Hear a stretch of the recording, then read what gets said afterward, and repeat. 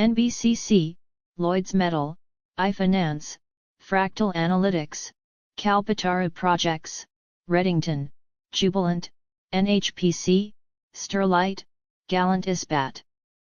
Kalpataru Projects. Kalpataru Projects International reported a 7% increase in net profit to Rs 152 crore. Revenue rose 16.3% to Rs 6,665 crore. EBITDA increased 7.2% to Rs 512.7 crore, though margins eased slightly to 7.7%. Redington India. Redington India, the technology solutions provider, reported a 2.6% rise in net profit to Rs 413.4 crore, up from Rs 403 crore. Profit after tax margin stood at 1.41%. Jubilant Ingrevia. Speciality chemicals company Jubilant Ingrevia posted a 32.4% decline in net profit to Rs 47 crore. Revenue stayed nearly flat at Rs 1,051 crore, while EBITDA dropped 8.5% to Rs 126.1 crore. EBITDA margin fell to 12% from 13%. Gallantt Ispat. Gallantt Ispat saw profits decline in Q3. Net profit fell 12% to Rs 100.4 crore, while revenue dropped 4% to Rs 1,073.6 crore. EBITDA declined 23% to Rs 154 crore, and operating margins fell to 14.3% from 17.8%. Sterlite Technologies. Sterlite Technologies said its board will meet on February 7, 2026, to discuss raising funds. The company may issue shares or convertible securities to promoters. NHPC. National Hydroelectric Power Corporation (NHPC) cancelled a joint venture plan with Green Energy Development Corporation of Odisha. It also withdrew its nominee director from PTC India. EBITDA fell 80%, and margins narrowed to 9.5% from 44.4%, impacted by payments of Rs 781.45 crore for Subansiri lower project transmission charges. Lloyds Metals and Energy shares zoom 14% on stellar Q3 earnings. More details. Lloyds Metals stock zoomed 13.78% to Rs 1,328.70 on Wednesday. Market cap of the firm stood at Rs 68,704 crore. Shares of Lloyds Metals and Energy rose 14% on Wednesday after the firm reported its highest ever revenue, EBITDA, and PAT in Q3 of this fiscal. Q3 profit rose 180% to Rs 1,089.5 crore in the last quarter against Rs 389.3 crore in the year-ago period. Total income rose 204% to Rs 5,155.3 crore in the last quarter against Rs 16,932 crore in the Q3 of previous fiscal. EBITDA rose 235% to Rs 1,856.4 crore in Q3 against Rs 554.4 crore in the year-ago period. EBITDA margins came at 36.01% in Q3, up 327 bps from 32.75% on a year-to-year basis. Lloyds Metals stock zoomed 13.78% to Rs 1,328.70 on Wednesday. Market cap of the firm stood at Rs 68,704 crore. Total 2.02 lakh shares changed hands amounting to a turnover of Rs 26.25 crore. For the 9-month ended December 2025, profit rose 84% to Rs 2,298.5 crore against Rs 1,248.5 crore in the corresponding period a year ago. Total income surged 103% to Rs 11,273.8 crore in 9 months to December 2025 against Rs 5,560.1 crore in the year-ago period. Disclaimer: this article provides stock market news for informational purposes only and should not be construed as investment advice. Readers are encouraged to consult with a qualified financial advisor before making any investment decisions. iFinance IPO, check key dates, price band, issue size and all other details. iFinance has announced its Rs 1,010 crore initial public offering, opening on February 9 and closing on February 11. iFinance, a non-banking financial company headquartered in Gurgaon and backed by Elevation Capital, Alphabet, Light Capital, and British International Investment, has announced its Rs 1,010 crore initial public offering. The IPO price band is fixed at Rs 122 to 129 per share with a face value of Rs 2, and investors can apply in lots of 116 shares. Of the total issue, 75% is reserved for qualified institutional buyers, 15% for non-institutional investors, and 10% for retail investors.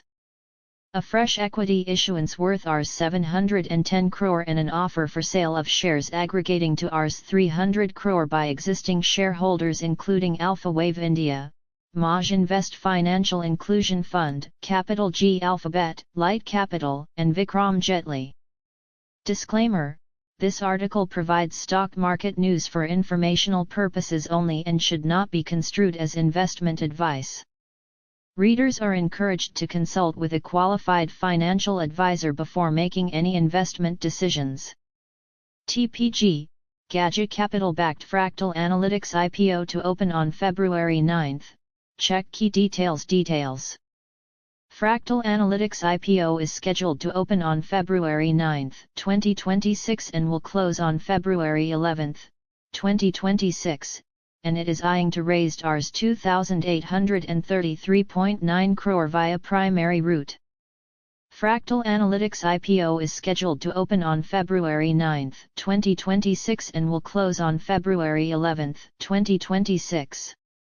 It has set a price band of Rs 857 to 900 per share for its IPO with a lot size of 16 equity shares.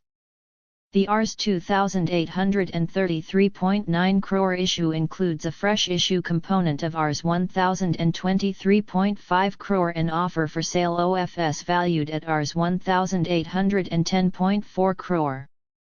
The offer consists of share sales by existing investors, with no promoter participation in the OFS. Quinig Bidco, an entity of Apax Partners, plans to offload shares worth Rs 880.9 crore. TPG FET Holdings and the GLM Family Trust are each selling up to Rs 450 crore in shares, while Satyakumari Ramala and Rao Venkutswara Ramala are divesting shares valued at Rs 29.5 crore. Disclaimer: this article provides stock market news for informational purposes only and should not be construed as investment advice. Readers are encouraged to consult with a qualified financial advisor before making any investment decisions. NBCC shares in focus today on Rs 271 crore work order win. NBCC shares closed 3.63% higher at Rs 100.43 in the previous session. Market cap of the firm rose to Rs 27,116 crore today. Total 8.25 lakh shares of the firm changed hands amounting to a turnover of Rs 8.27 crore. The projects include construction of multiple chapter buildings for the Institute of Cost Accountants of India ICMAI at Chandigarh, Ranchi, and Baroda, with a combined value of Rs 9.13 crore. NBCC has also been awarded contracts for the construction of a headquarters building at Lodi Road valued at Rs 26.06 crore and a Centre of Excellence co-building at Jaipur worth Rs 4 crore. In addition, the NBCC has secured a major project from the Department of Fisheries, Uttarakhand, for the construction of the proposed Namamai Gunga Aquarium cum Discovery Learning Centre at Pushalok, Rishikesh, valued at Rs 232.13 crore. NBCC has also been awarded contracts for the construction of a headquarters building at Lodi Road valued at Rs 26.06 crore and a Centre of Excellence co-building at Jaipur worth Rs 4 crore. Disclaimer: this article provides stock market news for informational purposes only and should not be construed as investment advice. Readers are encouraged to consult with a qualified financial advisor before making any investment decisions. India agreed to reduce tariffs on select agri-products, medical devices, other goods to 0%, Jameson Greer on trade deal. U.S. Trade Representative Jameson Greer on Tuesday said in an interview that India has agreed to reduce tariffs on a wide array of U.S. exports from 13.5% to 0%. He, however, added that New Delhi is maintaining some protection around agricultural goods.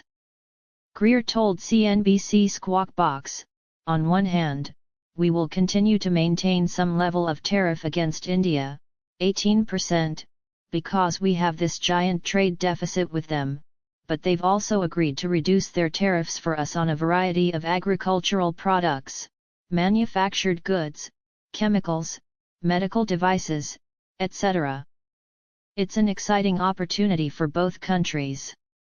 When asked about the country's tariff regime, he said that the average tariff for U.S. industrial goods stands at around 13.5% as of now. He added, "That's going to go to 0%.